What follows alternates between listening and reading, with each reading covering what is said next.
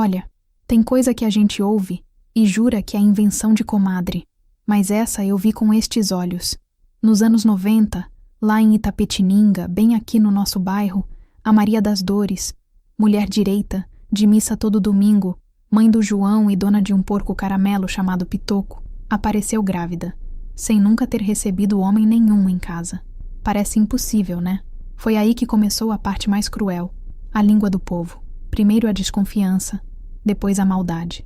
Uns juravam que era milagre, outros espalhavam a pior mentira de todas, que a criança era filho do porco. Enquanto a fofoca crescia, a Maria ia murchando, se fechando dentro de casa. Eu devia ter batido naquela porta antes, oferecido um café, um ombro, qualquer coisa, porque o que descobrimos depois fez todo mundo daqui abaixar a cabeça de vergonha. Fica comigo até o fim, que hoje eu vou te contar o que realmente aconteceu. E por quê, desde aquele dia, eu penso 2 vezes antes de repetir qualquer fofoca. O cheiro de madeira antiga e poeira acumulada era quase uma entidade física no sótão da minha avó.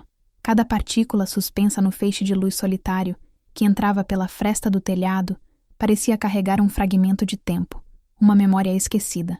Eu estava ali, em tese, para procurar álbuns de fotografia antigos para um trabalho de faculdade sobre memória afetiva. Mas, no fundo, eu buscava algo mais. Buscava as peças que faltavam no quebra-cabeça silencioso que era a minha família. E foi então, atrás de uma pilha de jornais amarelados de uma década que eu nem era nascido, que a encontrei. Uma caixa de sapatos, amarrada com um barbante desbotado, frágil como um fio de teia de aranha.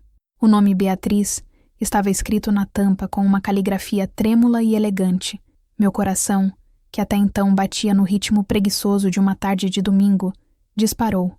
Beatriz, o nome da única amiga que minha avó Maria mencionava, e sempre em sussurros, como se o próprio som pudesse quebrar uma redoma de vidro invisível.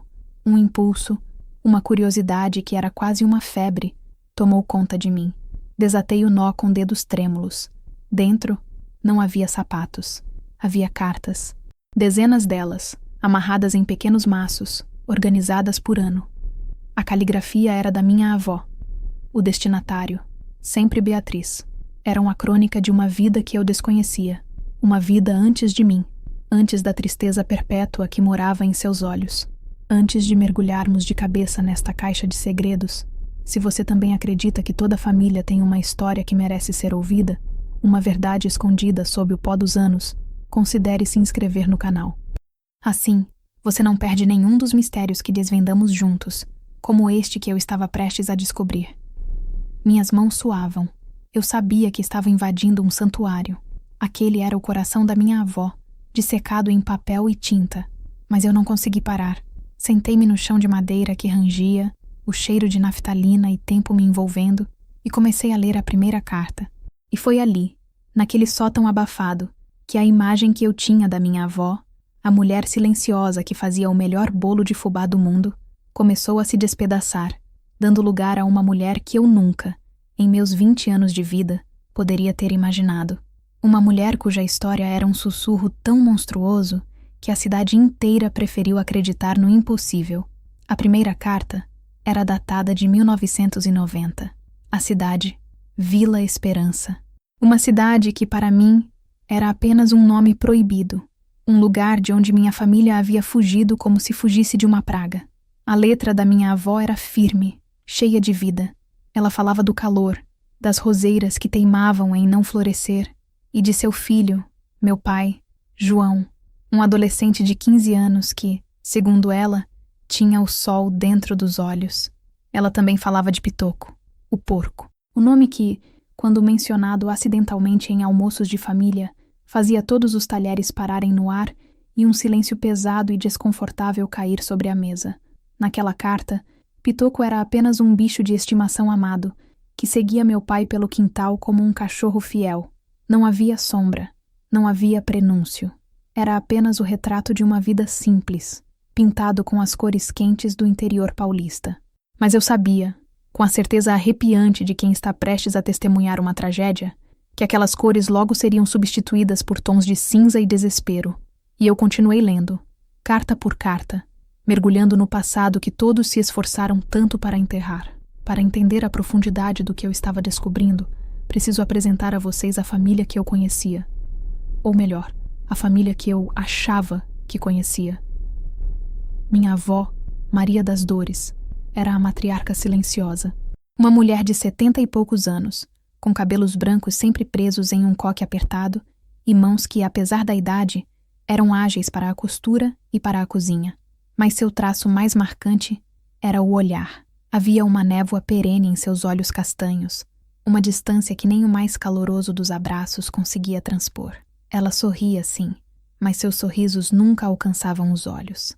Pareciam mais um reflexo, um gesto ensaiado para não preocupar os outros. Ela morava conosco desde que eu me entendia por gente, em um quarto nos fundos que era seu refúgio, seu mundo particular, decorado com santinhos e panos de crochê.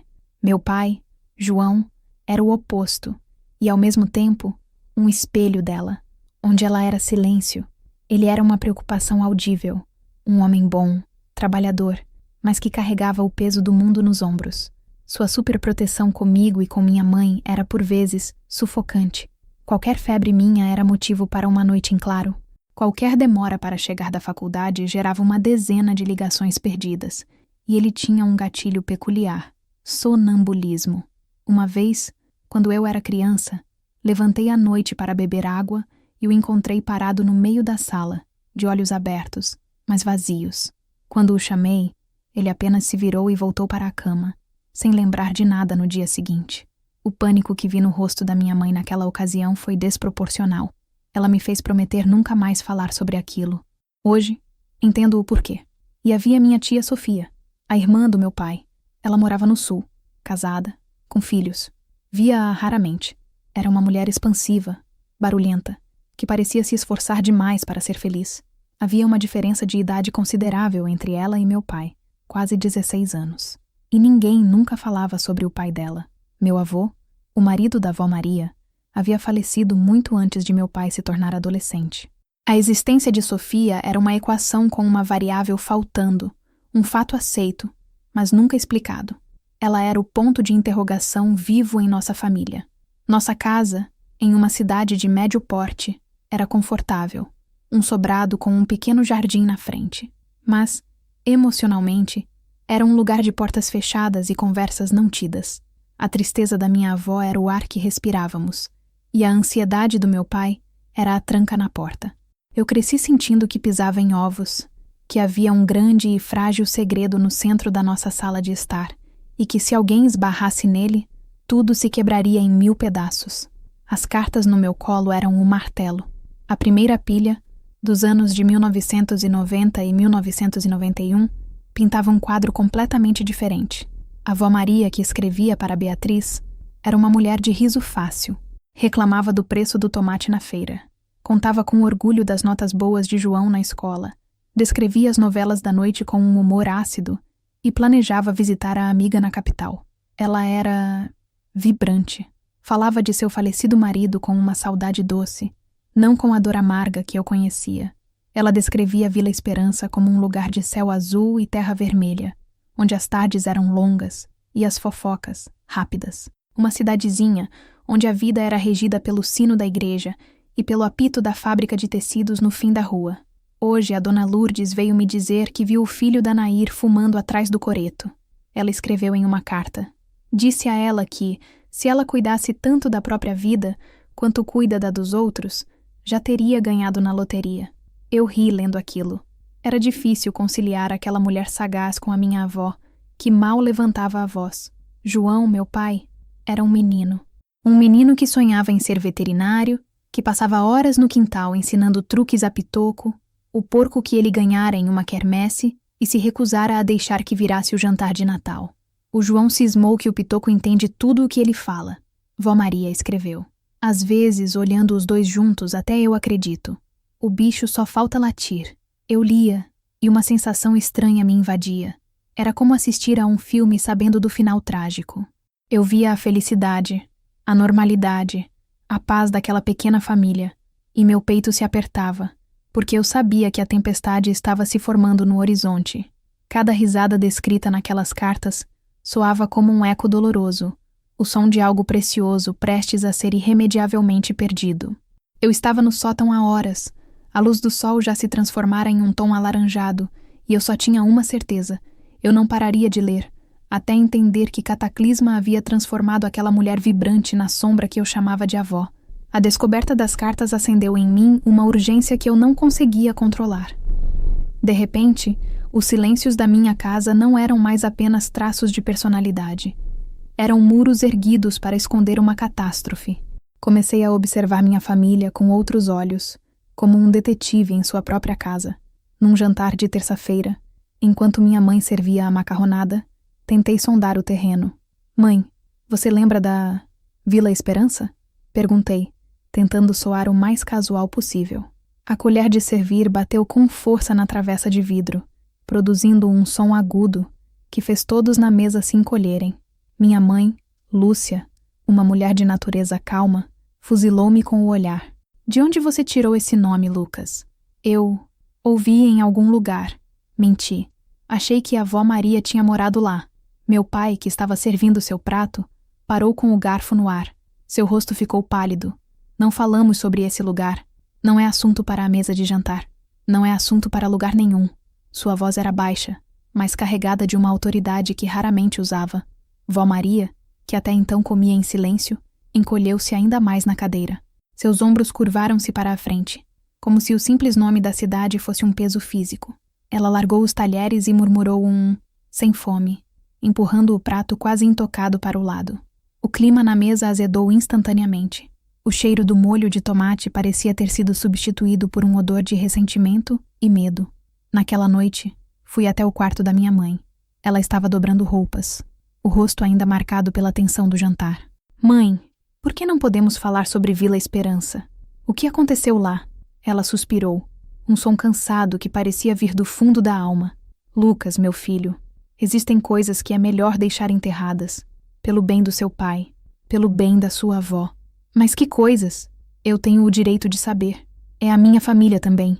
Insisti, a frustração crescendo em mim. Você não entende, ela disse, a voz embargada. As pessoas podem ser cruéis.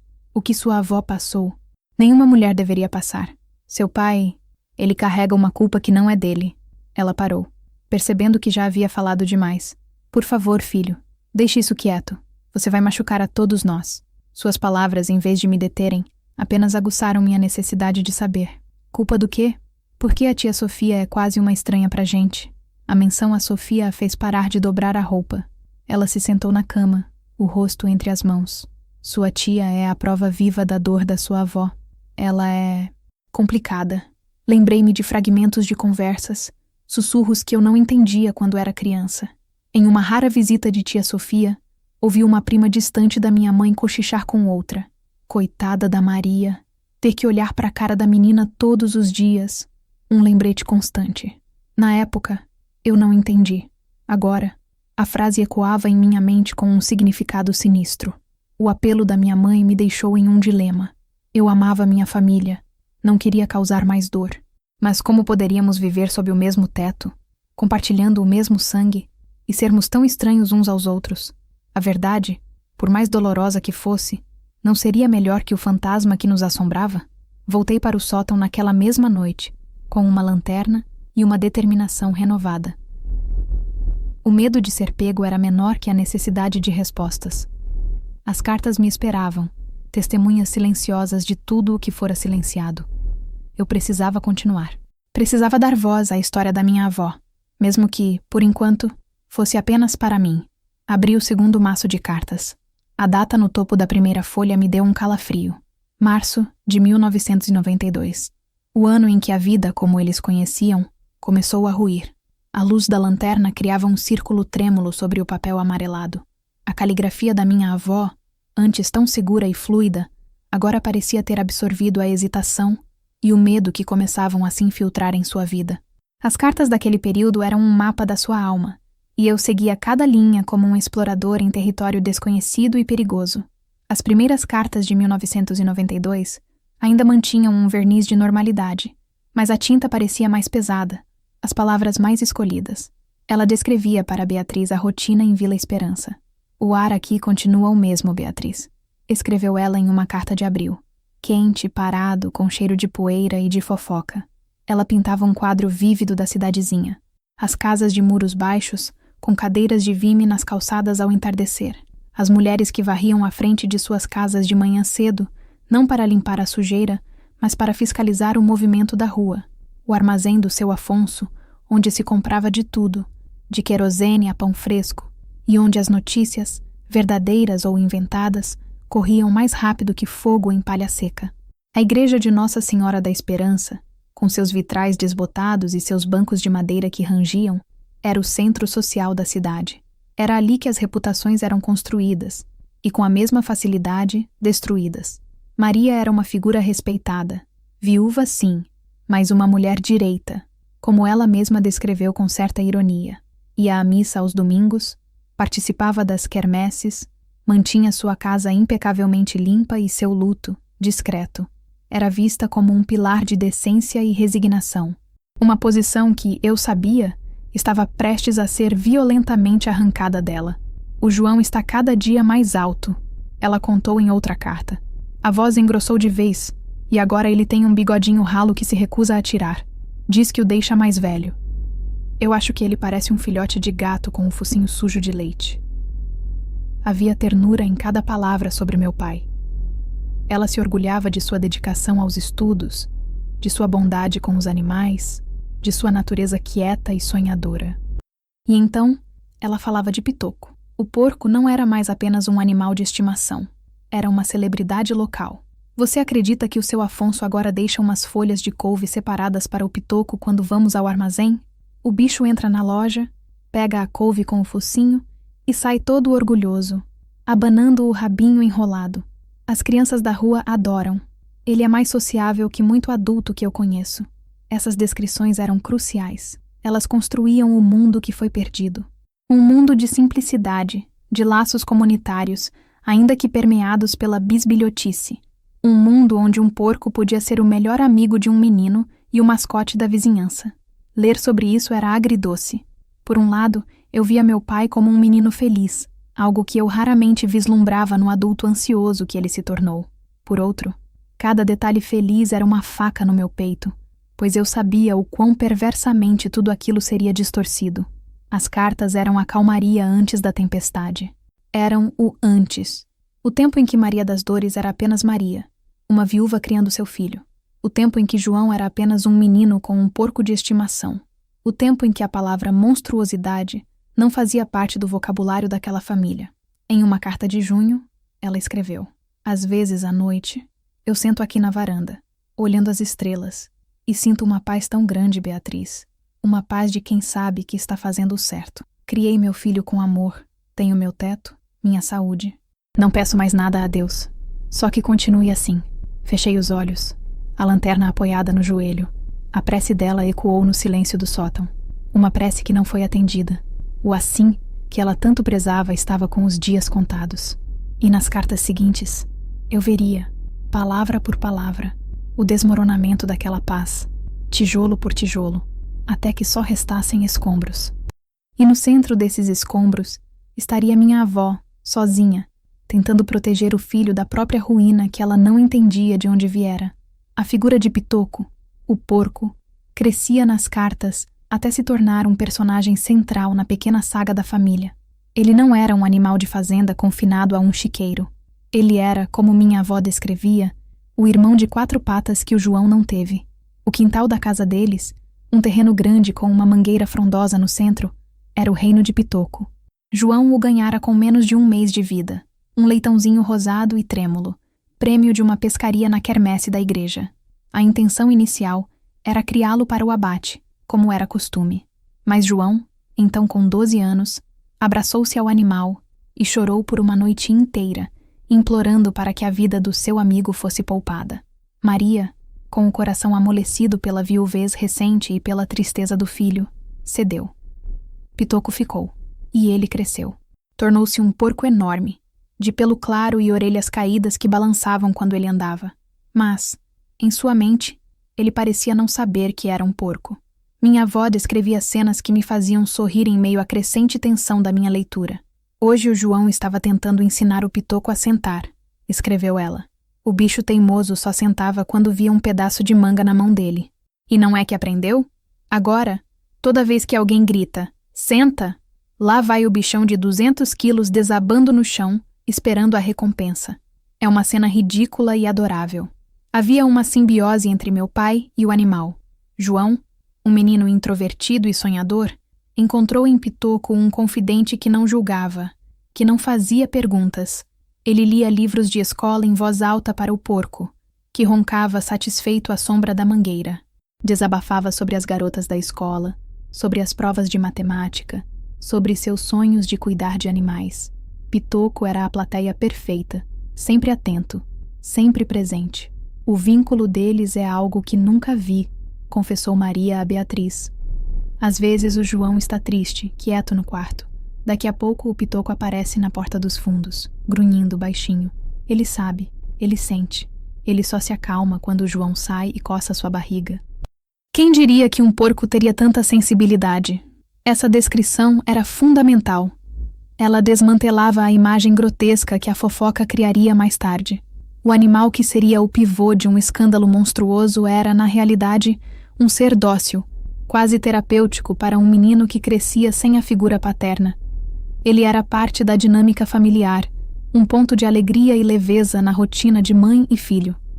Lendo aquelas passagens, eu sentia uma raiva crescente da gente de Vila Esperança. Como puderam pegar algo tão puro, a amizade de um menino e seu animal, e torcê-la em algo tão sórdido? A crueldade deles não começou quando minha avó apareceu grávida. Começou muito antes, na incapacidade de compreender um afeto que fugia do convencional. Em uma das últimas cartas antes da grande virada, Maria escreveu uma passagem que me marcou profundamente. Hoje o padre Américo veio me visitar. Viu o Pitoco deitado na varanda e fez uma cara feia.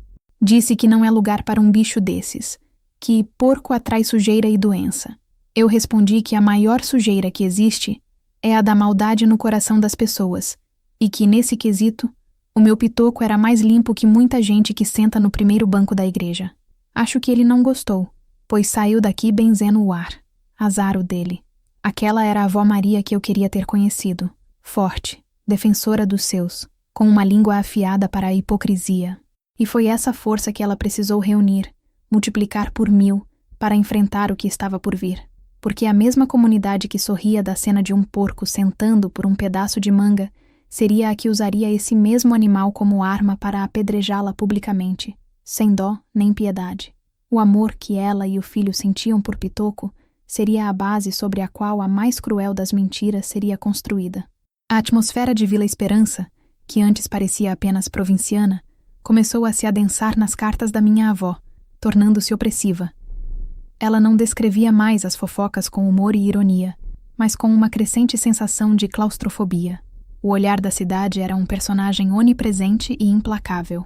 Você não pode comprar 1 metro de chita na loja do turco, sem que, na esquina seguinte, a dona Lourdes já esteja perguntando se você vai fazer um vestido novo. Ela desabafou para Beatriz. É um aquário, e nós somos os peixes, todos observando cada movimento, esperando um deslize, uma coisinha fora do lugar, para poderem comentar por uma semana. Dona Lourdes, a vizinha da frente, era a personificação dessa vigilância. Uma mulher de corpo miúdo e olhos grandes e curiosos, que passava a maior parte do dia na janela, atrás de uma cortina de renda, como uma aranha em sua teia. Maria a descrevia com uma mistura de desprezo e temor. Ela tem o dom de aparecer exatamente quando você não quer ser visto. Se eu saio para varrer o quintal nos fundos, ela surge no muro para pedir uma xícara de açúcar. Se o João chega 5 minutos mais tarde da escola, ela já está na minha porta perguntando se está tudo bem. Esse controle social não se limitava às vizinhas. Estava no sermão do padre, que falava sobre os perigos da vida moderna e os desvios de conduta. Estava no jeito como o seu Afonso, do armazém, olhava por cima dos óculos quando ela comprava algo que ele considerava supérfluo. Era uma teia invisível de regras não escritas, de expectativas e julgamentos que mantinha todos na linha. E minha avó, como viúva, estava sob um escrutínio ainda maior. Sua vida deveria ser um livro aberto, sem capítulos secretos. Ela sentia o peso desse olhar. Às vezes, sinto que não estou vivendo minha vida, mas representando um papel para a cidade. O papel da viúva honrada, da mãe dedicada. Qualquer passo em falso e o teatro desmorona. Essa pressão constante era o terreno fértil para o que estava por vir. Em uma comunidade tão fechada, onde o extraordinário era visto com suspeita e o diferente, com hostilidade, a situação da minha avó se tornaria um prato cheio. A tragédia dela não seria apenas um drama pessoal, mas um espetáculo público, um entretenimento para mentes vazias e corações maldosos. Eu, lendo aquelas palavras no sótão escuro, sentia um calafrio.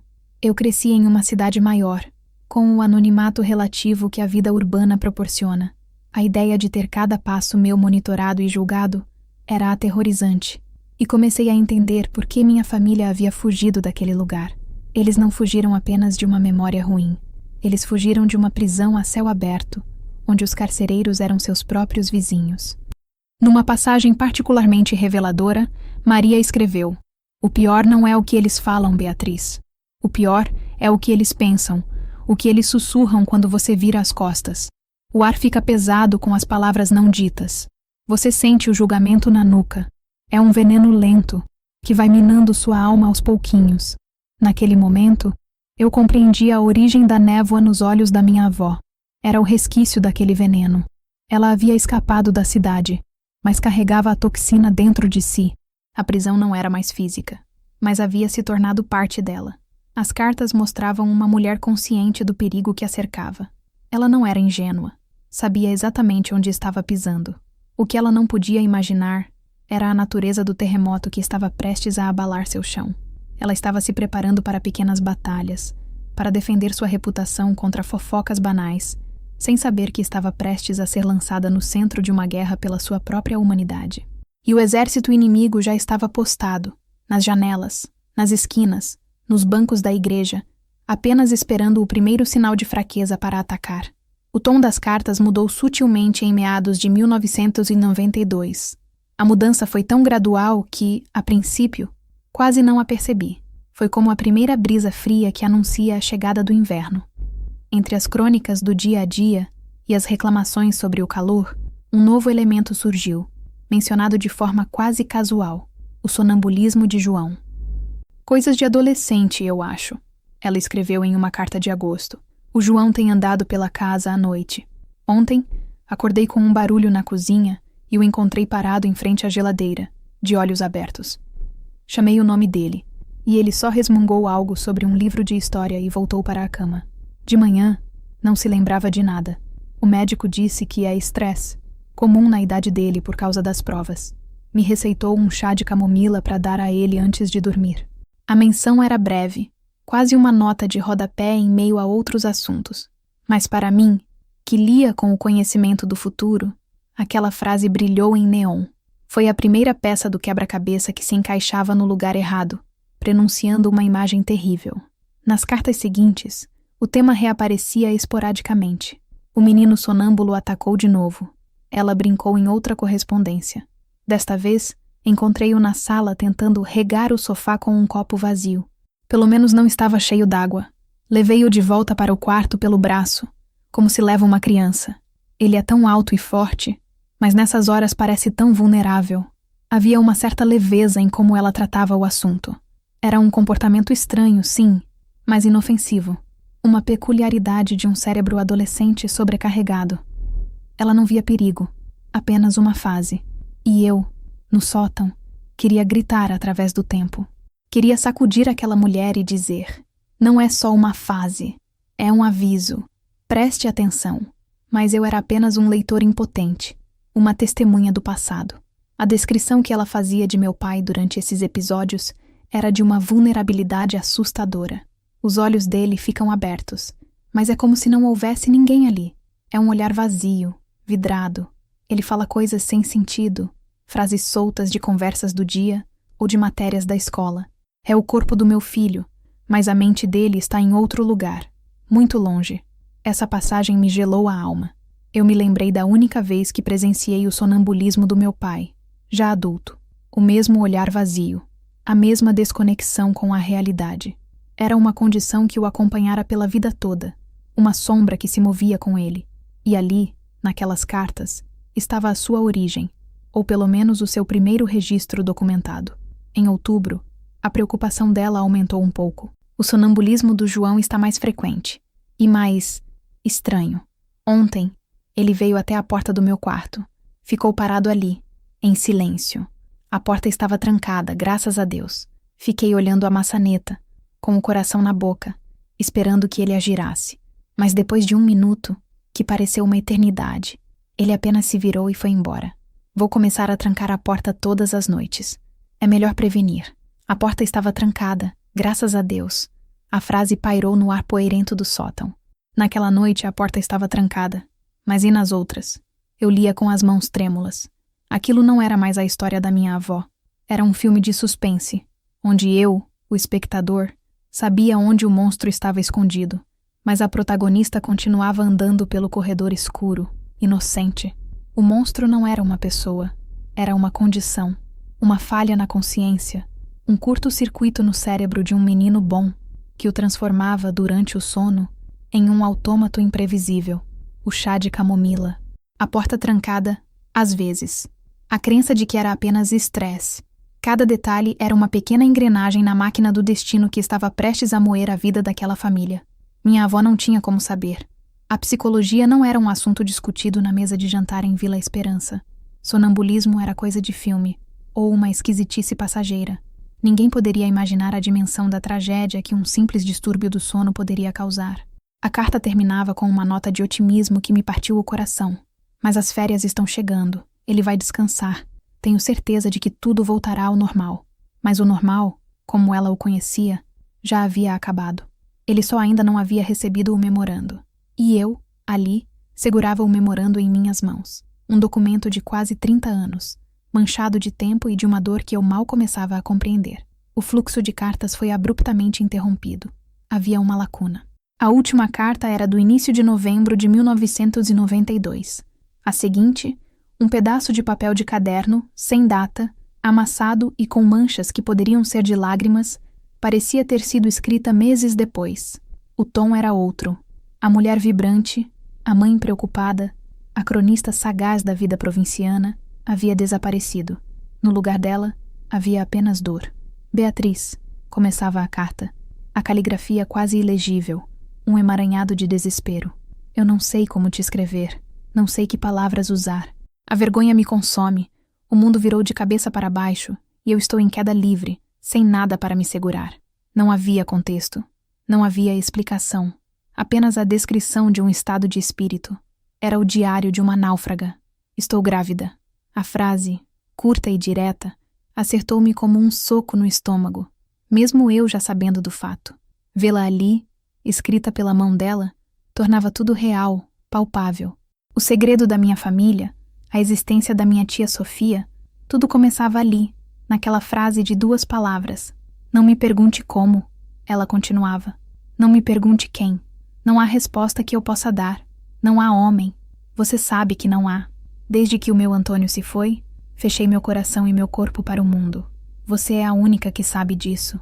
Mas o fato está aqui, crescendo dentro de mim.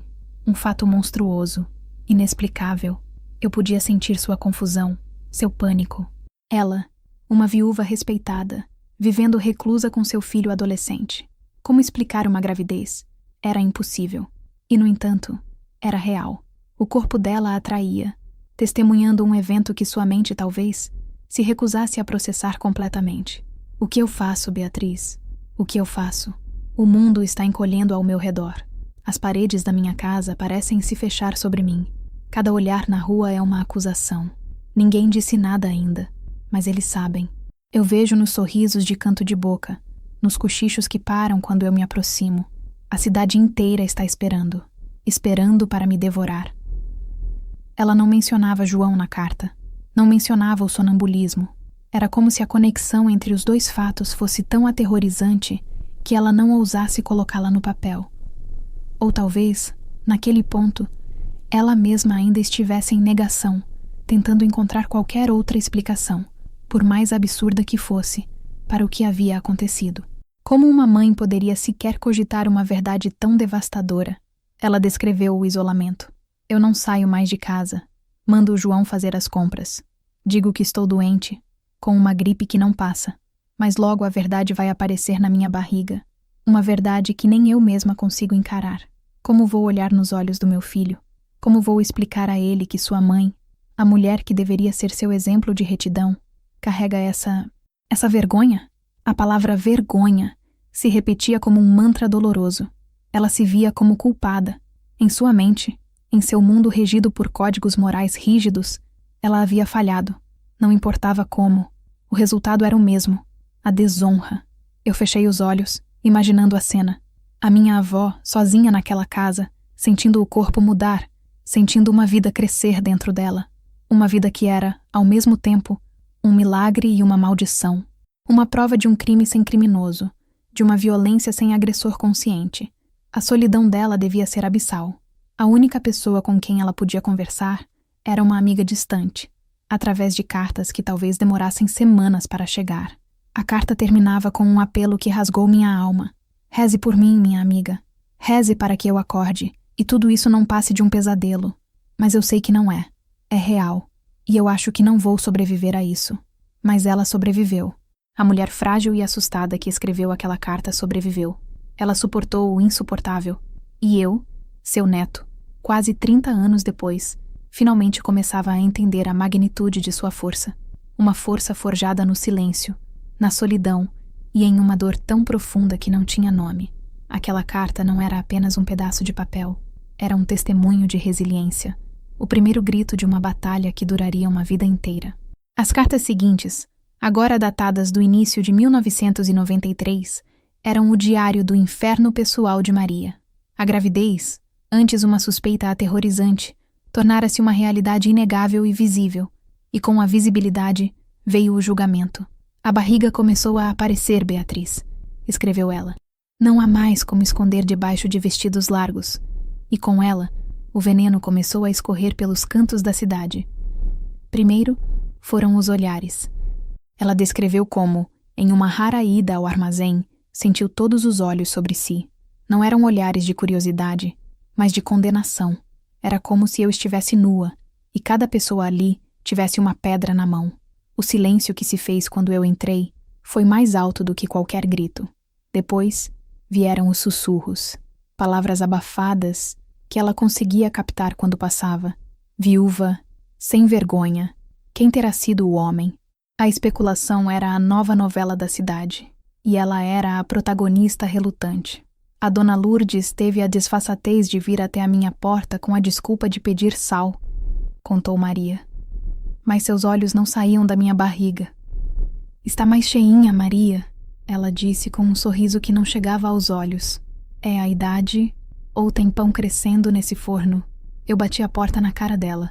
Foi a primeira vez na vida que fiz algo assim. Senti uma mistura de vergonha e um estranho orgulho. Mas a crueldade humana, ela logo descobriria, não tem limites. A ausência de um suspeito masculino na vida reclusa de Maria levou a imaginação doentia da cidade a procurar respostas no único lugar que sobrava. A fofoca tomou uma forma que nem o diabo poderia ter inventado. Ela escreveu, e eu senti um arrepio ao ler a frase seguinte, a frase que definiria o resto de sua vida. Eles estão dizendo que foi o porco. Eu tive que parar de ler. Meu estômago se revirou. A absurdidade, a pura maldade contida naquela ideia, era sufocante. Era uma acusação tão grotesca, tão desumana, que descia ao nível do bestial. E eles a proferiram. Começou como uma piada de mau gosto, dita pelos bêbados no bar do Zé. Mas a história foi crescendo, se espalhando. Se não tem homem na casa, só pode ter sido o bicho. Eles pegaram o amor que o João tem pelo Pitoco, a forma como o animal é tratado como gente, e transformaram em algo sujo, em prova de uma perversão. A lógica era perversa e simplista. Na falta de um homem, eles criaram um monstro. E era mais fácil acreditar em um monstro do que aceitar o mistério. Ou pior ainda, do que oferecer compaixão. Ontem, quando o João foi à padaria, ouviu os meninos mais velhos rindo dele. Lá vai o irmão do leitão! Eles gritaram. Meu filho chegou em casa com os olhos vermelhos, o pão amassado na mão. Ele não me disse nada, mas eu sei o que aconteceu. Ele se trancou no quarto, e eu pude ouvi-lo chorando. O som do choro do meu filho foi a coisa mais dolorosa que já ouvi. Eles não estão me atacando apenas. Estão destruindo o meu menino. A dor dela agora era dupla. Havia a sua própria humilhação e o sofrimento de João. Ele, que já era um menino quieto, começou a se fechar completamente. Ele não vai mais ao quintal brincar com o Pitoco na frente dos outros. Passa a maior parte do tempo no quarto. O sol que havia nos olhos dele está se apagando, Beatriz. Estão roubando a alma do meu filho. Eu me encolhi no chão do sótão, abraçando meus joelhos. A história que eu conhecia como um resumo cruel e bizarro ganhava contornos de uma tortura psicológica lenta e metódica. Não foi um evento único, uma explosão de maldade. Foi um cerco, um linchamento moral que acontecia todos os dias, em cada olhar, cada risada, cada apelido cruel. Vila Esperança, a cidade que um dia fora seu lar, havia se transformado em seu cadafalso. E os seus vizinhos, as pessoas com quem ela dividiu festas de São João e missas de domingo, eram agora seus carrascos. E o pior de tudo, ela sofria calada, guardando um segredo ainda mais terrível do que a mentira que eles inventaram. Ela estava sendo punida por um crime que não cometeu, para proteger o autor de um ato que ele nem sabia ter praticado. A complexidade de sua dor era algo que ninguém naquela cidade poderia sequer começar a imaginar. O foco das cartas seguintes se deslocou da dor de Maria para a desintegração de João. Ela observava, impotente, a transformação de seu filho. O adolescente alegre e sonhador estava sendo substituído por um jovem amargo, desconfiado e cheio de uma raiva que ele não sabia como expressar. O João não me olha mais nos olhos, ela confidenciou a Beatriz. Ele fala comigo o mínimo necessário. Bom dia, boa noite. A cumplicidade que tínhamos, as nossas conversas na cozinha enquanto eu preparava o jantar, tudo isso desapareceu. Há um muro de silêncio entre nós, e eu não sei como derrubá-lo. A escola se tornou um campo de batalha diário para ele. Irmão do Leitão era o menor dos insultos. Picharam seu caderno, esconderam seu material, empurravam-no nos corredores. A crueldade adolescente, alimentada pela fofoca dos adultos, era implacável. Ele chegou em casa com a camisa rasgada na semana passada, escreveu Maria. Disse que caiu, mas eu vi o roxo começando a aparecer em seu braço. Ele está brigando na escola. Meu João, que nunca levantou a mão para ninguém, que chorava se pisava em uma formiga sem querer. Estão transformando meu filho em algo que ele não é. Ela tentou intervir. Foi à escola, conversou com a diretora, mas foi inútil. A diretora, uma mulher de olhar frio, me disse que meninos são assim mesmo e que talvez o João estivesse dando motivos. Ela me olhou com tanto desprezo, Beatriz, como se eu, com a minha barriga, fosse a origem de todo o mal. Saí de lá menor do que entrei. O relacionamento de João com Pitoco também mudou. O amor ainda estava lá, mas agora era um amor secreto, envergonhado. Eu o vejo pela fresta da janela, à noite, quando ele acha que ninguém está olhando. Ele vai até o quintal e se senta ao lado do Pitoco, encosta a cabeça no dorso do animal e fica ali, em silêncio, por horas. É a única vez que eu o vejo parecer em paz. Mas durante o dia, ele mal olha para o bicho. A alegria que ele sentia se transformou em um fardo. Eles envenenaram a coisa mais pura que meu filho tinha. A raiva de João, sem ter um alvo claro, começou a se voltar para dentro, e às vezes, para a própria casa. Ele se tornou arredio, batendo portas, respondendo com monossílabos. Em uma passagem particularmente dolorosa, Maria descreveu uma noite em que tentou conversar com ele.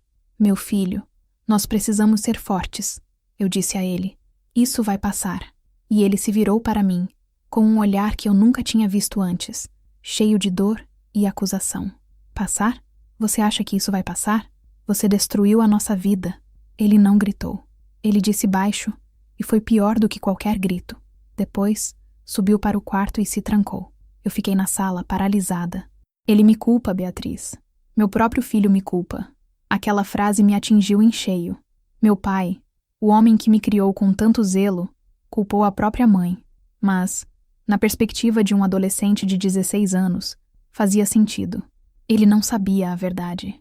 Para ele, sua mãe havia feito algo que trouxe vergonha e desgraça para a família deles. Ele não entendia como ou porquê, mas o resultado estava ali, em sua pele, nos insultos que ouvia todos os dias. A vítima da crueldade da cidade era, aos olhos dele, a causa de seu próprio sofrimento. Eu precisei fazer outra pausa na leitura. A tragédia era multifacetada, um prisma de dor que atingia cada um de uma forma diferente. Minha avó, com seu segredo e a humilhação pública.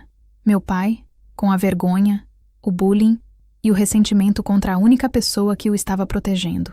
E tudo isso acontecendo sob o mesmo teto, em um silêncio denso e carregado de mágoas. A casa deles, que antes era um refúgio, havia se tornado uma panela de pressão emocional. E eu me perguntei sobre o sonambulismo. Teria parado? Ou continuava?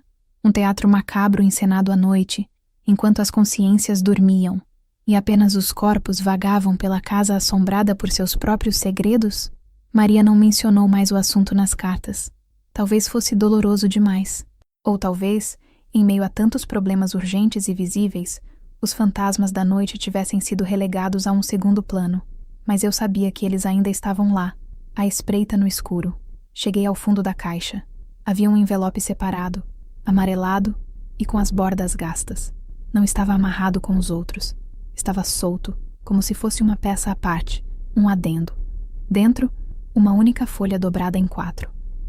A data era do final de 1993, meses após o nascimento de Sofia. A caligrafia era um campo de batalha. Letras que começavam firmes e terminavam em tremores. Palavras riscadas, manchas de tinta. Era a carta da confissão, o epicentro de todo o terremoto. Minha querida Beatriz, começava. Se você está lendo isso, é porque não aguento mais. O fardo é pesado demais para carregar sozinha. Eu te contei sobre a minha vergonha, sobre a crueldade da cidade, sobre a dor do meu filho. Mas não te contei a verdade. Ninguém sabe a verdade, nem mesmo ele. E é isso que está me matando por dentro. Meu coração batia descompassado contra as minhas costelas. Era isso, a revelação. Você se lembra de quando te contei que o João estava sonâmbulo? Que ele andava pela casa à noite com os olhos vazios?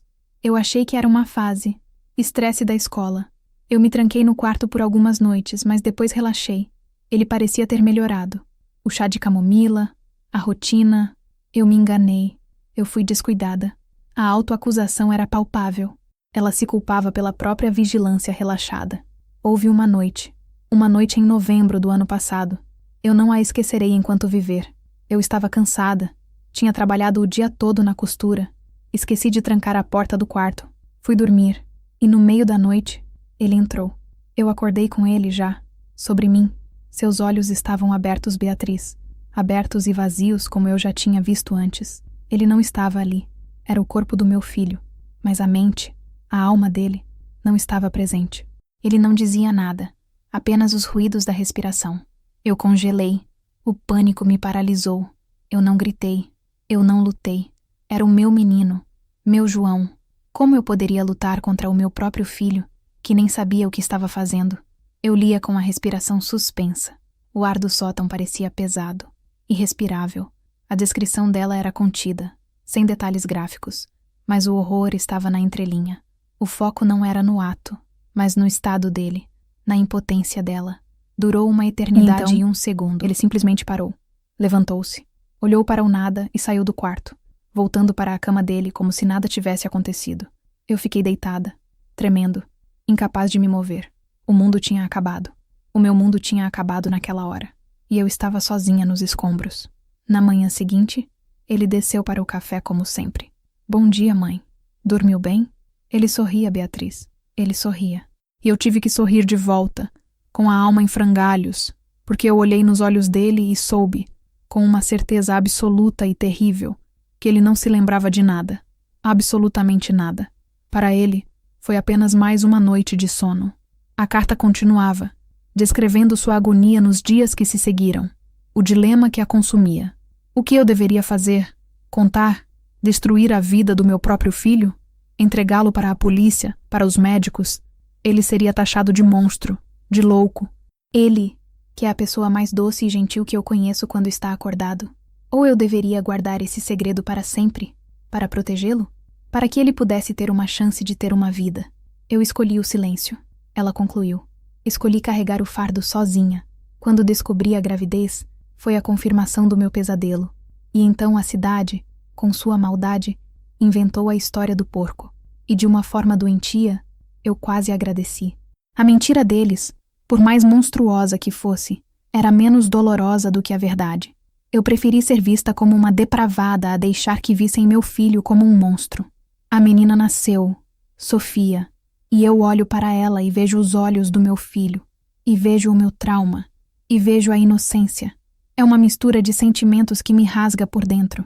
Eu a amo, porque ela é uma vida. Ela não tem culpa de nada, mas ela é um lembrete constante daquela noite. E João, ele a trata com distância. Ele não entende de onde ela veio, e eu não posso explicar. Guarde este segredo, minha amiga. Guarde-o como se fosse a sua vida. A vida do meu filho depende disso. Eu só precisava que uma alma no mundo soubesse a verdade, para que eu não enlouquecesse. Agora você sabe. E eu estou um pouco menos sozinha. Eu terminei de ler e fiquei imóvel, a carta na mão. O silêncio do sótão era ensurdecedor. Tudo se encaixou. O olhar triste da minha avó, a ansiedade do meu pai, a existência de Sofia, o tabu sobre Vila Esperança, a fuga, tudo. Não era uma história de perversão. Era uma tragédia grega, um drama de sacrifício materno, de um destino cruel e de um segredo pesado demais para uma única alma carregar. E agora, eu também carregava. Desci do sótão como um fantasma. As escadas rangiam sob meus pés, mas o som parecia distante, abafado. Minha realidade tinha sido reconfigurada. O chão sob meus pés, antes sólido e familiar, agora parecia frágil, quebradiço. Passei pela sala. Minha avó estava em sua poltrona de sempre, tricotando. A luz do fim de tarde entrava pela janela, iluminando seus cabelos brancos e as rugas em seu rosto. Mas eu não via mais apenas uma velhinha simpática. Eu via uma fortaleza. Via a mulher que enfrentou o inferno de olhos abertos e escolheu o silêncio para proteger seu filho. Cada ponto que ela fazia com as agulhas de tricô parecia um ato de resistência. Um pequeno gesto de normalidade em meio ao caos que ela carregava por dentro. Nossos olhos se encontraram por um instante. Pela primeira vez, eu senti que conseguia enxergar além da névoa em seu olhar. Eu via a dor, a fadiga, o amor incondicional. Desviei o olhar, com medo de que ela pudesse ver em meus olhos que eu sabia. Meu pai chegou do trabalho logo depois.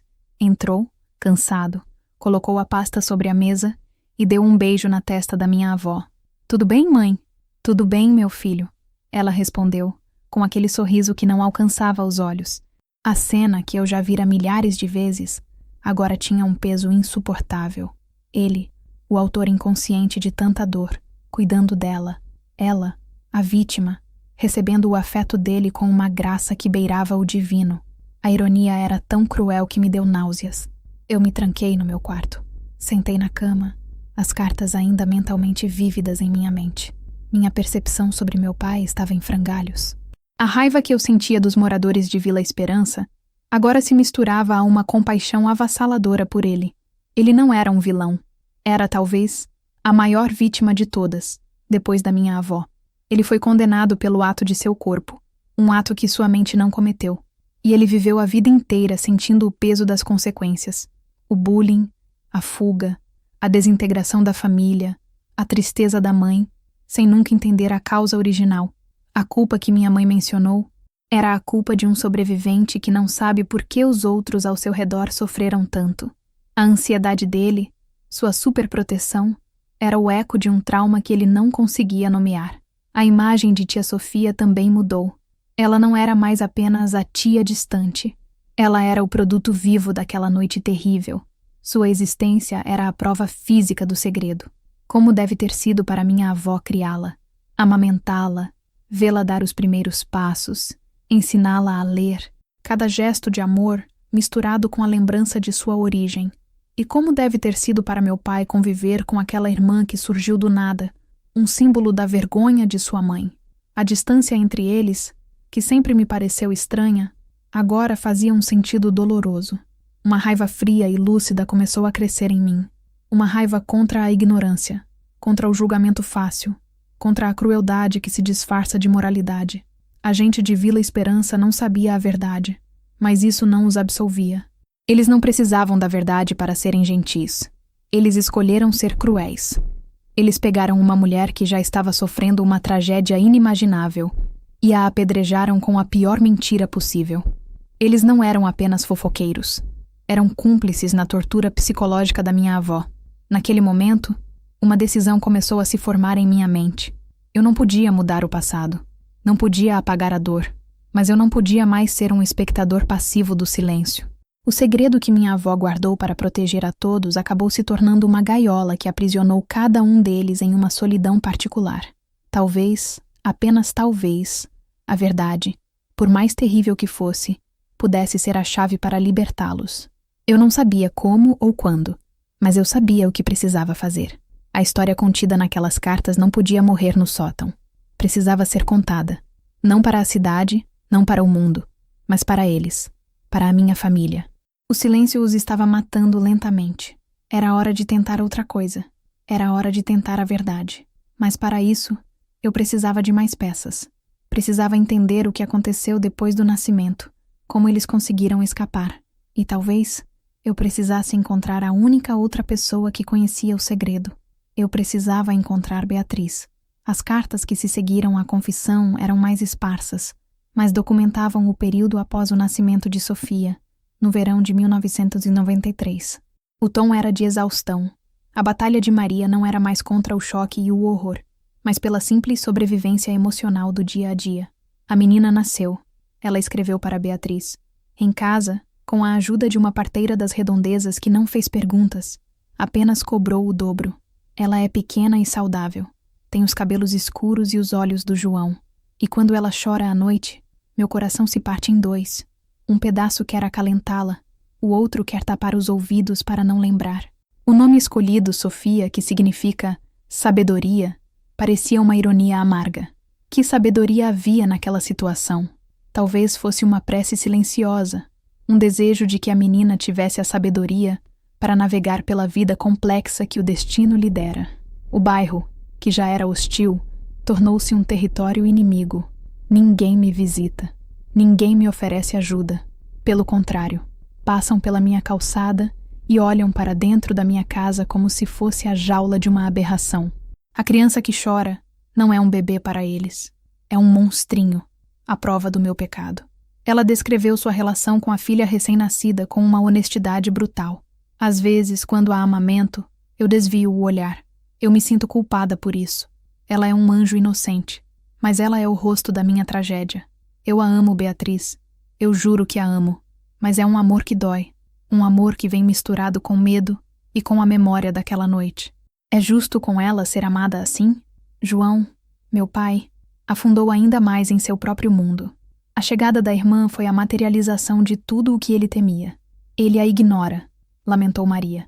Ele passa pelo berço como se fosse um móvel qualquer. Não a pega no colo. Não olha para ela. Eu tentei, uma vez. Coloquei-a nos braços dele. Ele ficou rígido como uma estátua. O rosto uma máscara de pânico e repulsa. Ele a devolveu para mim como se ela queimasse e saiu de casa. Não voltou até o anoitecer. Eu podia imaginar a confusão na mente do adolescente João. A irmã era a prova viva da falha de sua mãe, a fonte de sua humilhação diária. Como ele poderia amá-la? Em sua mente, ela era a personificação do desastre que se abateu sobre eles. A situação com Pitoco também se tornou insustentável. O porco, antes uma fonte de alegria, agora era o pivô da lenda urbana cruel. Jogaram pedras no quintal ontem à noite. Miraram no Pitoco. Uma delas o atingiu na pata. Ele gritou de dor, um som quase humano. O João saiu correndo, furioso, gritando para a escuridão, dizendo que ia matar quem fez aquilo. Eu tive que arrastá-lo para dentro. Ele estava tremendo de ódio, e eu vi nos olhos dele que o menino doce que eu criei estava morrendo, e no lugar dele nascia um homem cheio de raiva do mundo. Aquele evento foi um ponto de virada. Maria percebeu que ficar em Vila Esperança não era mais uma opção. Não era apenas sobre suportar o ostracismo. Era sobre salvar seu filho. Salvar o que restava dele. Eu não posso deixar que eles façam isso com o João. Ela escreveu, a caligrafia agora firme, tomada por uma nova resolução. Não posso deixar que o transformem em um homem amargo e violento. A culpa é minha. A decisão de ficar foi minha. Mas agora eu vejo que não estou apenas me punindo. Estou punindo meu filho. E isso eu não posso aceitar. Vamos embora, Beatriz. Eu não sei como. Não sei para onde. Não tenho dinheiro. Não tenho para onde ir. Mas nós vamos sair daqui. Vamos fugir no meio da noite, como ladrões, porque eles nos roubaram tudo. Roubaram nossa paz, nossa honra, a alegria do meu filho. A única coisa que eles não vão roubar é a nossa chance de recomeçar, nem que seja do zero absoluto, em um lugar onde ninguém conheça nossos nomes. A carta terminava não com desespero, mas com uma determinação fria. A vítima havia se tornado uma fugitiva. A mulher que se curvava à vergonha agora se erguia para lutar, não por ela, mas por seus filhos, pelo menino que ela precisava salvar de si mesmo e do mundo, e pela menina que merecia uma chance de crescer longe da sombra de sua concepção. A mãe leoa, que parecia adormecida sob camadas de dor, estava finalmente despertando, e sua única preocupação era tirar seus filhotes daquele ambiente envenenado, custasse o que custasse. O plano de fuga foi traçado em segredo, nas entrelinhas das cartas trocadas com Beatriz. Era uma operação clandestina, conduzida sob os narizes curiosos de toda uma cidade. Preciso vender a casa, mas não posso colocar uma placa na frente, escreveu Maria. Seria como anunciar a minha derrota, dar a eles o prazer de me verem expulsa. E quem compraria a casa da mulher do porco? Foi Beatriz quem encontrou a solução. Ela tinha um primo que trabalhava com imóveis na capital e que conhecia investidores que compravam propriedades no interior sem fazer muitas perguntas, geralmente por um preço bem abaixo do mercado. Seria um prejuízo financeiro, mas a liberdade não tinha preço. A negociação foi feita por telefone, em longas e sussurradas conversas interurbanas, tarde da noite. Enquanto isso, Maria começou a se desfazer de seus pertences, pouco a pouco, para não levantar suspeitas. Vendi a máquina de costura para a esposa do farmacêutico. Disse que precisava do dinheiro para os remédios da menina. Ela me olhou com pena e nojo, mas comprou. Cada objeto que sai desta casa é um pedaço do passado que eu deixo para trás e um tijolo para o nosso futuro incerto. Ela empacotou o que era essencial em caixas de papelão, que escondia no fundo do guarda-roupa. Roupas, alguns utensílios de cozinha, os documentos e o álbum de fotos do seu casamento. Uma vida inteira sendo reduzida a um punhado de bagagem. Mas havia um problema que a atormentava mais do que a venda da casa ou o desapego dos bens. Pitoco. O que eu faço com ele, Beatriz? Não posso levá-lo. Para onde iríamos com um porco de estimação? Mas como posso deixá-lo para trás? Deixá-lo à mercê da crueldade dessa gente? Eles o matariam na primeira oportunidade. Só de pensar nisso, meu coração sangra. E a dor de João era ainda maior. Ele não sabia do plano de fuga, mas sentia que algo estava mudando. E a possibilidade de abandonar seu amigo era inconcebível. Maria descreveu uma conversa que partiu meu coração. Ele me ouviu falando no telefone sobre nos livrarmos do que não podemos carregar. Ele achou que eu estava falando do Pitoco. Veio até mim, com os olhos cheios de lágrimas, pela primeira vez em meses. Mãe, por favor, o Pitoco não. Ele é tudo o que eu tenho. Eu tive que abraçá-lo e garantir que nunca faria mal ao bicho. Mas como eu posso cumprir essa promessa? A solução, mais uma vez, veio de Beatriz. Ela se ofereceu para cuidar do porco. O marido dela tinha um pequeno sítio em uma cidade vizinha à capital. Eles iriam até Vila Esperança com um pequeno caminhão de frete, sob o pretexto de buscar umas mudas de plantas, e levariam Pitoco. Seria arriscado, mas era a única maneira. A noite da partida foi descrita em uma longa carta, escrita já no novo endereço, dias depois. Era um relato cinematográfico. Esperamos até as 2 da manhã. A cidade estava em um silêncio absoluto. A única luz era a da lua. João finalmente entendeu o que estava acontecendo. Ele não protestou. Acho que, no fundo, ele também sabia que não havia outra saída. Ele apenas chorou em silêncio quando viu o caminhão de seu primo chegando para levar o Pitoco. A despedida de meu pai e seu porco foi o clímax daquela fase de suas vidas. João abraçou o pescoço do animal e sussurrou coisas que eu não conseguia ouvir. Pitoco parecia entender. Ficou quieto, encostando o focinho no peito do meu filho. Vê-lo subir a rampa do caminhão, olhando para trás, foi uma das cenas mais tristes que já presenciei. Era o fim da infância do meu filho, carregado em uma carroceria de metal. Depois que o caminhão partiu, eles pegaram suas poucas malas, a pequena Sofia adormecida em um cesto, e caminharam pelas ruas escuras até a rodoviária. O comprador da casa havia deixado o dinheiro com Beatriz, que o entregou a Maria em um envelope pardo.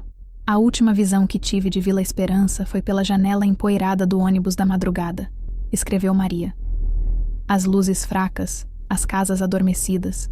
Ninguém sabia que estávamos partindo. Ninguém se importava. Eu não senti tristeza. Não senti nostalgia. Senti apenas alívio, como um prisioneiro que finalmente consegue respirar o ar puro depois de anos no calabouço. Eu não sabia para onde a vida nos levaria, mas eu sabia que estávamos indo para longe daquele veneno, e pela primeira vez em muito tempo, eu senti uma fagulha de esperança. Eles não fugiram como ladrões. Eles fugiram como refugiados, escapando de uma guerra não declarada, deixando para trás um campo minado de memórias e julgamentos. Eles estavam indo em direção ao anonimato, que para eles era a forma mais pura de paraíso. A chegada à cidade grande, uma metrópole anônima e barulhenta, foi um choque cultural e emocional. As cartas de Maria desse período eram cheias de descrições da nova vida, um misto de alívio e dificuldade. O dinheiro da venda da casa era pouco, e eles precisavam recomeçar do zero.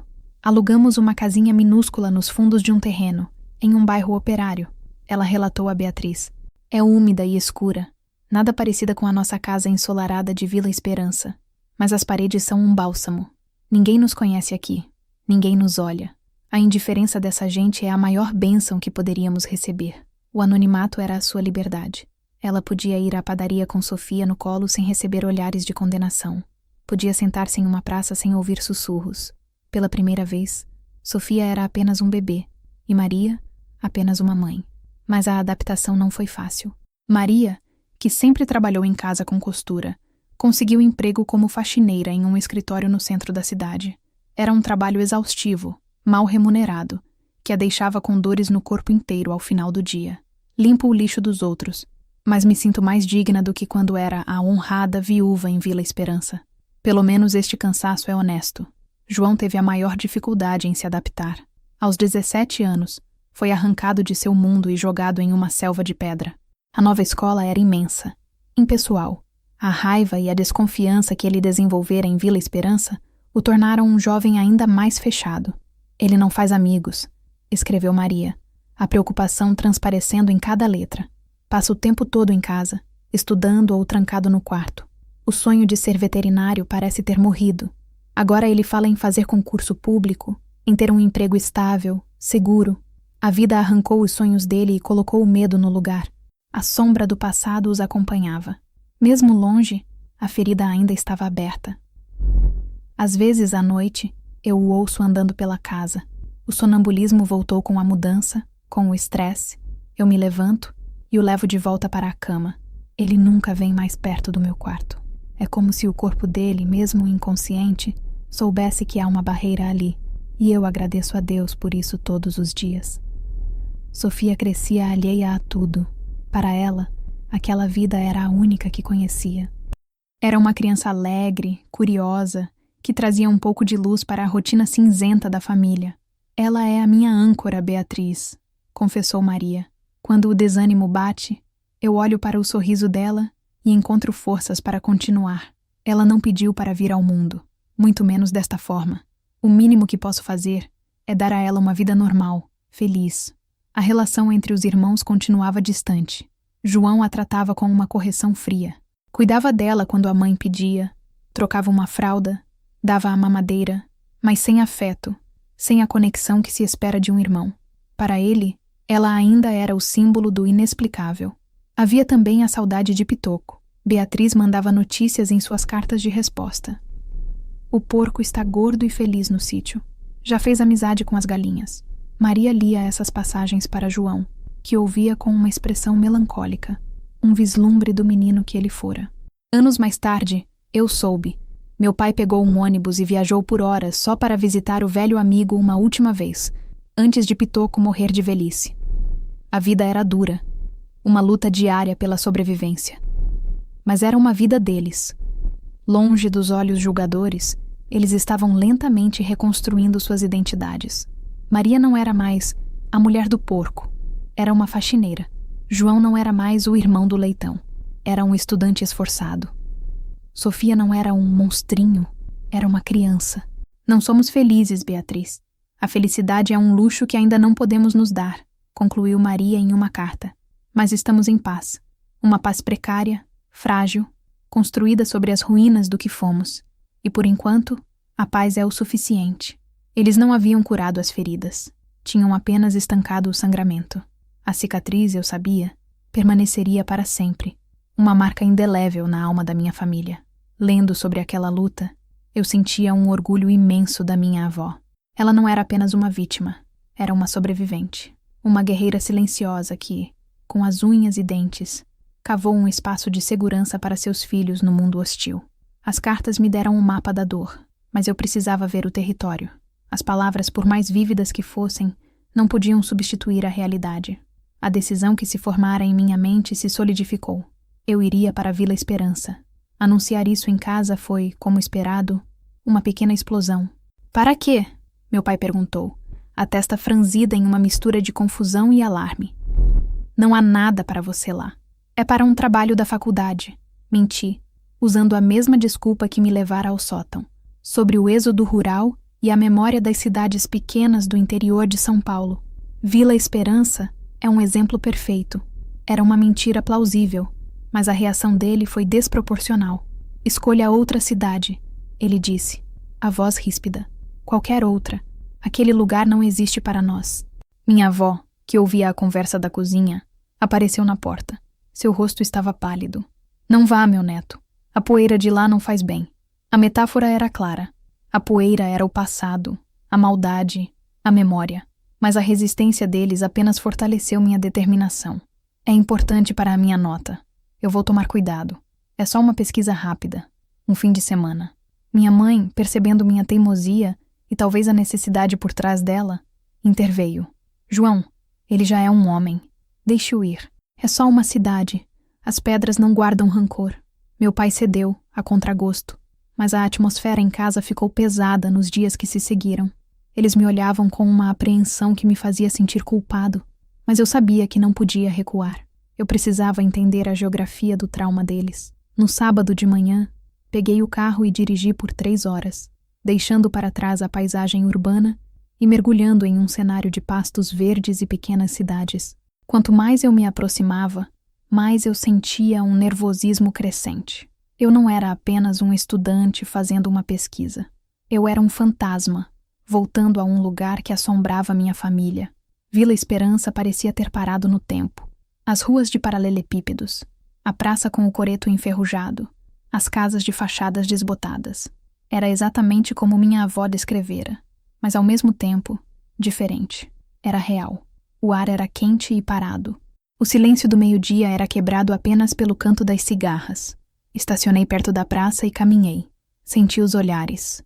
Eram olhares curiosos, de uma cidade onde um carro com placa de fora é um evento. Um senhor sentado em um banco de praça me observou por cima do jornal.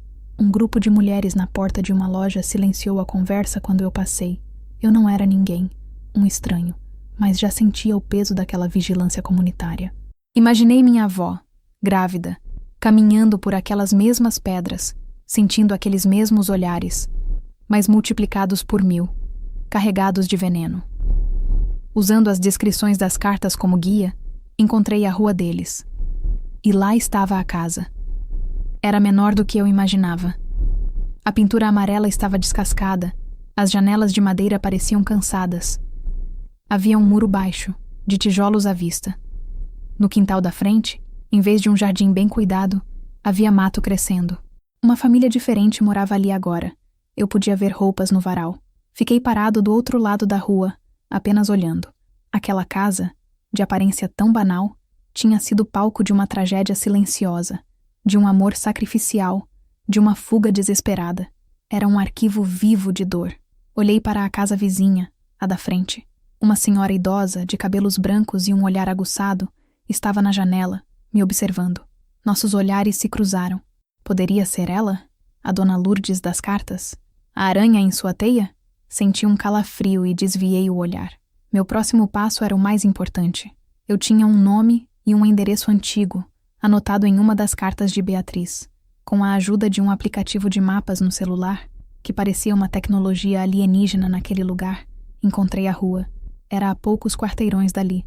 O endereço, no entanto, correspondia a uma papelaria. Entrei, o sininho na porta anunciando minha chegada. Um homem de meia-idade, calvo e de óculos, estava atrás do balcão. "Pois não?" ele disse. "Com licença, eu estou procurando por uma senhora chamada Beatriz. Ela morava aqui antigamente, eu acho." O homem sorriu. "Beatriz é minha mãe. Ela não mora mais aqui. Mora na casa dos fundos. Mas ela já vem. Está passando um café. Quem deseja?" "Eu sou um amigo da família." Menti novamente. Um parente distante de uma amiga dela. Maria. Maria das Dores. O sorriso do homem vacilou. O nome pairou no ar, carregado de história. "Maria", ele repetiu baixinho.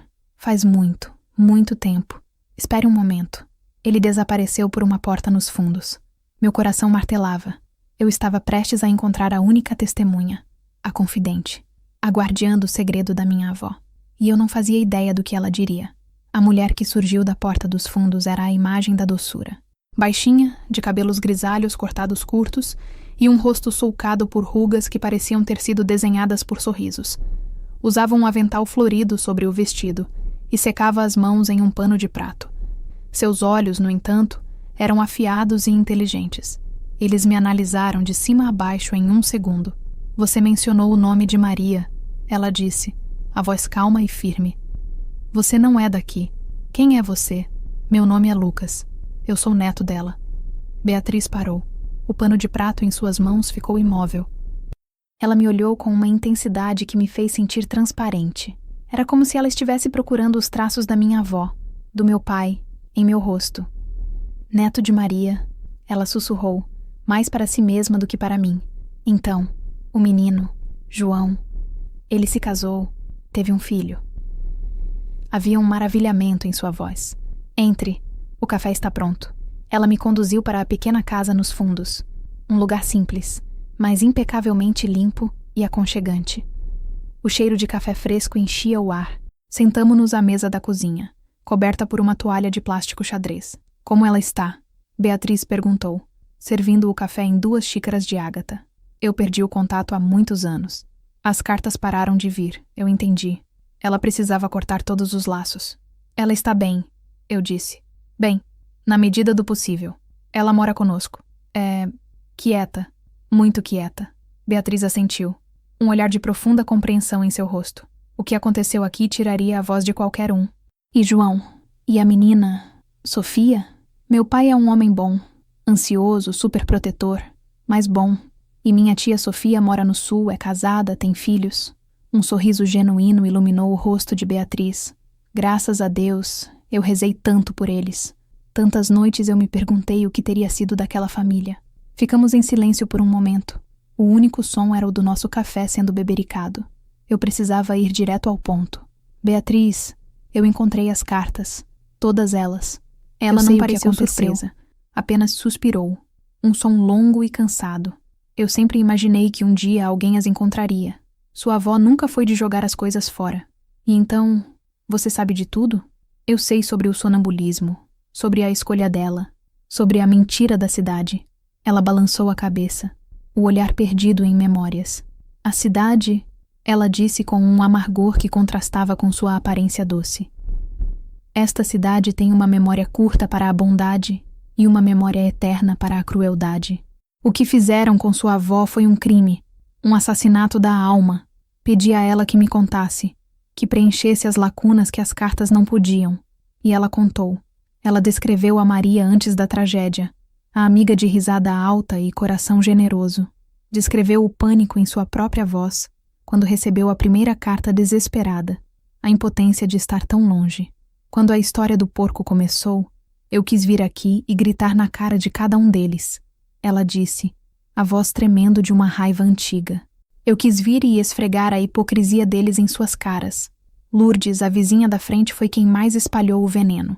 Ela sempre teve inveja da sua avó, da força dela, da forma como ela criou o filho sozinha, com tanta dignidade. Aquela foi a chance dela de destruir Maria." Beatriz me contou sobre a noite em que veio buscar Pitoco. Foi como uma operação de guerra. Chegamos de madrugada. Maria estava um esqueleto, os olhos fundos, mas com uma chama de determinação que eu nunca tinha visto. E o menino João, o ódio nos olhos dele era assustador. Ele não disse uma palavra para mim, apenas ajudou a colocar o bicho no caminhão. Quando eu o abracei para me despedir, ele era uma pedra de gelo. Aquele lugar o quebrou por dentro. Ela me contou que, por anos, tentou defender a amiga. Eu discutia no armazém, na farmácia. Eu dizia que eles eram loucos, que eram cruéis, mas era como gritar contra o vento. Eles queriam acreditar na história. Era mais interessante, mais excitante do que a simples verdade de uma viúva que poderia ter tido um deslize. A verdade deles era uma história de monstro, e toda cidade pequena adora uma história de monstro. Eles nunca souberam a verdade real? Perguntei. Nunca, ela confirmou. E é melhor assim. Você consegue imaginar o que fariam com João se soubessem? A ignorância deles, de certa forma, foi o que permitiu que ele tivesse uma vida. Sua avó é a mulher mais forte que eu já conheci. O que ela fez não foi apenas um ato de amor. Foi um ato de uma coragem quase sobre-humana. A conversa com Beatriz foi a peça final. Ela era a testemunha ocular, a prova viva de que a história nas cartas era real. Saí da casa dela horas depois, sentindo um misto de tristeza pela dor que ela também carregou e gratidão por sua lealdade. Ela era a prova de que, mesmo no mais escuro dos cenários, uma única luz de amizade e decência pode continuar a brilhar. Ao sair de Vila Esperança, passei pela praça novamente. O senhor no banco ainda estava lá. As mulheres na loja ainda conversavam. Vi a vizinha, a possível dona Lourdes, aguando as samambaias na varanda. Eles viviam suas vidas, alheios ao rastro de destruição que haviam deixado. Para eles, a história de Maria das Dores era apenas uma fofoca antiga, um causo bizarro para contar aos mais jovens. Para mim, era a história da minha família, e eu estava levando-a de volta para casa, não mais como um segredo empoeirado, mas como uma verdade que precisava, finalmente, ser dita em voz alta. O caminho de volta para casa foi uma longa e silenciosa meditação. O carro devorava o asfalto, mas minha mente estava em outro lugar, revisitando as ruas de Vila Esperança, as palavras de Beatriz, a caligrafia da minha avó. Eu carregava o peso de 3 décadas de silêncio no banco do passageiro. Cheguei em casa ao anoitecer. A luz da sala estava acesa, projetando um retângulo amarelo no jardim. Meu pai, minha mãe e minha avó estavam na sala, assistindo ao jornal. A normalidade da cena era quase surreal. Eles não sabiam que eu não era mais o mesmo rapaz que saíra de casa naquela manhã. Eu tinha envelhecido anos em um único dia. Meu pai me olhou com apreensão. E então, como foi a pesquisa? Havia um sarcasmo defensivo em sua voz. Foi esclarecedora, eu respondi, a voz mais grave do que o habitual. Minha avó me observava em silêncio, os olhos cheios de uma pergunta que ela não ousava fazer. Eu sabia que não podia mais adiar. Aquele era o momento. O curativo precisava ser arrancado. Pai, mãe, vó, nós precisamos conversar. Todos nós. Agora. O tom da minha voz fez a televisão ser desligada. Um silêncio tenso se instalou na sala. Minha mãe olhou para mim, o rosto já uma máscara de preocupação. Meu pai cruzou os braços, a postura defensiva. Minha avó apertou o tricô em seu colo, os nós dos dedos brancos. Sentei-me na poltrona em frente a eles. Respirei fundo. Eu não fui à Vila Esperança por causa de um trabalho da faculdade. Eu fui porque encontrei umas cartas no sótão. Cartas da avó para uma amiga chamada Beatriz. O nome de Beatriz fez minha avó levantar a cabeça abruptamente. Um pequeno arquejo escapou de seus lábios. Meu pai olhou para ela, confuso, e depois para mim, a desconfiança se transformando em alarme. Eu li as cartas, vó. Todas elas. Continuei, a voz suave, mas firme. Eu sei de tudo, e eu não estou aqui para julgar. Estou aqui porque eu acho que já chega de silêncio. Que cartas? Do que ele está falando, mãe? Meu pai perguntou, a voz subindo uma oitava. Minha avó não respondeu, apenas olhou para mim, lágrimas silenciosas começando a brotar em seus olhos. Aquele olhar era a minha permissão. Era o olhar de alívio de uma sentinela que finalmente estava sendo rendida de seu posto. Pai, eu disse virando-me para ele, você carrega um peso a vida inteira, uma tristeza, uma culpa que você não entende. E você, vó, carrega um segredo que te consumiu. E tudo isso por causa de algo que aconteceu há quase 30 anos. Algo que não foi culpa de ninguém. Do que você sabe? Meu pai rosnou levantando-se. Você não sabe de nada. Você não estava lá. Você não sabe o que é ser humilhado, o que é ter sua família arrastada na lama. Eu sei, eu disse, levantando a voz pela primeira vez. Eu sei que te chamavam de irmão do leitão. Eu sei que jogaram pedras em vocês, mas eu também sei por quê. E não é o que você pensa. Minha mãe colocou a mão no braço do meu pai. João, acalme-se. Deixe o menino falar. Eu respirei fundo novamente, tentando encontrar as palavras certas. Vó, a história que a cidade inventou, sobre o Pitoco, era uma mentira cruel, mas a senhora a deixou crescer. A senhora a usou como um escudo para proteger o papai da verdade. Uma verdade ainda mais difícil. Meu pai olhou para mim, o rosto uma confusão de raiva e dor. Verdade? Que verdade? E então eu contei. Com o máximo de delicadeza que consegui reunir, eu contei a história que as cartas me revelaram. Falei sobre o sonambulismo. Falei sobre a noite em que ele não se lembrava. Falei sobre o dilema da minha avó. Falei sobre a escolha dela de carregar a culpa, de aceitar a alcunha de depravada, para que ele nunca fosse visto como um monstro. Enquanto eu falava, o rosto do meu pai se transformava. A raiva deu lugar à incredulidade, a incredulidade ao horror, e o horror a um desespero mudo. Ele se sentou, ou melhor, desabou no sofá, o rosto entre as mãos. Ele começou a tremer. Minha avó chorava abertamente agora, um choro silencioso e convulso que sacudia seus ombros frágeis. Minha mãe estava ao lado do meu pai, a mão em suas costas, os olhos arregalados, processando a enormidade da revelação. A sala estava carregada com a eletricidade de um segredo de 30 anos sendo exposto à luz. Não havia mais para onde fugir. A verdade estava ali, no centro da nossa sala de estar, feia, dolorosa, mas finalmente presente. O silêncio que se seguiu às minhas palavras não era o silêncio pesado de antes. Era um silêncio diferente. O silêncio do choque. O silêncio que precede ou a destruição final ou o início da cura. E eu rezei, com todas as minhas forças, para que fosse o segundo. O primeiro som a quebrar o silêncio foi um soluço contido do meu pai. Ele levantou a cabeça, o rosto devastado, olhou para a minha avó, seus olhos cheios de uma dor que parecia antiga, primordial. Mãe, ele sussurrou, a voz quebrada. É verdade? Vó Maria apenas assentiu, incapaz de falar, as lágrimas traçando caminhos em sua pele enrugada. Meu pai balançou a cabeça em negação. Não pode ser. Eu não faria isso. Eu não sou... Ele não conseguiu completar a frase. A palavra monstro pairava no ar, não dita. Você não era você, meu filho, disse vó Maria, a voz embargada, mas clara. Foi a primeira vez que a ouvi falar sobre o assunto. Nunca foi você. Era a doença, o sono. Você estava dormindo. A sua alma não estava lá. Mas eu... Ele começou, e então parou. Seus olhos ficaram distantes, como se ele estivesse tentando acessar um arquivo corrompido em sua memória. Eu tenho sonhos, fragmentos. Às vezes, a porta do seu quarto, um corredor escuro. Eu sempre achei que eram pesadelos sem sentido. A compreensão começou a amanhecer em seu rosto, e era terrível de se ver. A ansiedade crônica, a culpa difusa, a superproteção, tudo começou a fazer um sentido horrível para ele. Ele não estava apenas reagindo ao trauma da humilhação pública. Ele estava reagindo ao eco de um trauma muito mais profundo, um trauma do qual sua mente consciente o havia protegido, mas que seu subconsciente nunca esqueceu. Ele se levantou e caminhou lentamente até a poltrona da minha avó. Ajoelhou-se em frente a ela, uma cena que eu nunca pensei que veria. Um homem de 50 anos, em prantos, aos pés de sua mãe. Ele pegou as mãos dela. Me perdoa, mãe. Me perdoa.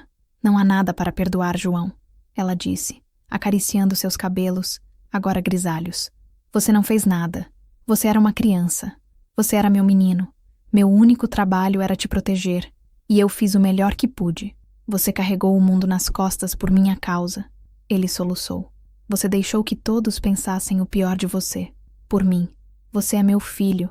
Ela repetiu, como se essa fosse a única explicação necessária. E no fundo, era. Minha mãe, que até então assistia à cena em um silêncio respeitoso, aproximou-se. Ela se ajoelhou ao lado do meu pai e abraçou os dois. E ali, no meio da nossa sala de estar, o nó que prendia nossa família há 3 décadas começou a se desfazer. As lágrimas não eram mais de solidão, mas de um luto compartilhado. A dor, antes individual e secreta, tornou-se coletiva. Eu fiquei observando, sentindo-me ao mesmo tempo um intruso e um catalisador. Eu havia detonado uma bomba no coração da minha família, mas talvez fosse o único jeito de demolir a prisão em que viviam. A conversa se estendeu pela noite. Eles falaram como nunca antes. Meu pai perguntou sobre Sofia. Minha avó contou sobre o parto solitário, sobre o amor doloroso que sentia pela filha. Meu pai chorou novamente, pela irmã que ele nunca conseguiu amar, envenenado por uma vergonha que não era dele. Ficou decidido que eles precisavam contar a verdade a Sofia. Ela tinha o direito de saber. Seria uma conversa difícil, talvez a mais difícil de todas, mas era necessária. Naquela noite, algo mudou fundamentalmente em nossa casa. O ar parecia mais leve, as sombras nos cantos mais curtas. Pela primeira vez, eu vi minha avó e meu pai conversando, realmente conversando. Havia dor, sim, mas havia também uma conexão, uma honestidade que eu nunca havia presenciado. Antes de irmos dormir, minha avó veio até mim. Ela me abraçou com uma força que eu não sabia que ela possuía. Obrigada, meu neto. Ela sussurrou em meu ouvido. Você me devolveu a minha voz. Eu a abracei de volta, meu queixo apoiado no topo de sua cabeça. A senhora nunca a perdeu, vó. Só aguardou por tempo demais. Naquela noite, eu não dormi no meu quarto. Levei um colchão para a sala e fiquei ali, em vigília. Eu sentia que precisava proteger aquele novo e frágil estado de paz que havíamos alcançado. A batalha não estava vencida. A cura seria um processo longo e doloroso. Mas a guerra contra o silêncio havia acabado. E pela primeira vez em muito tempo, a minha família tinha uma chance real de, finalmente, começar a sarar. Os meses que se seguiram foram de uma reconstrução lenta e delicada. A verdade, uma vez dita, não podia ser desfeita. Ela se assentou entre nós, não como uma ferida aberta, mas como uma cicatriz que todos podiam ver e tocar. E isso, de alguma forma, era reconfortante. Meu pai começou a fazer terapia. Foi uma sugestão da minha mãe, e para a surpresa de todos, ele aceitou. Ele precisava de ajuda profissional para desvendar os nós em sua memória, para aprender a se perdoar por um ato que não cometeu. As sessões eram difíceis, mas a cada semana eu via um pouco do peso sendo retirado de seus ombros. A ansiedade não desapareceu da noite para o dia, mas perdeu sua força paralisante. Ele começou a sorrir mais. E, o mais importante, ele começou a conversar com a minha avó sobre o passado, não com dor e acusação, mas com uma curiosidade triste e um desejo de entender. A ligação para a tia Sofia foi feita em um domingo à tarde. Meu pai, minha avó e eu estávamos na sala, o telefone no viva voz. Foi a conversa mais tensa e emocionante que já testemunhei. Minha avó, com uma calma que só os sobreviventes possuem, contou toda a história. Houve um longo silêncio do outro lado da linha. E então, o som do choro de Sofia. Não era um choro de raiva, mas de alívio. Eu sempre senti que havia algo errado, ela disse, entre soluços. Eu nunca entendi por que o João era tão distante. Eu achava que ele me odiava. Eu nunca te odiei, Sofia, disse meu pai, a voz embargada. Eu tinha vergonha. Eu estava com raiva, mas a raiva era de mim mesmo, do mundo, nunca de você. Você era só uma menininha inocente. Aquela ligação abriu uma porta que esteve fechada por 40 anos.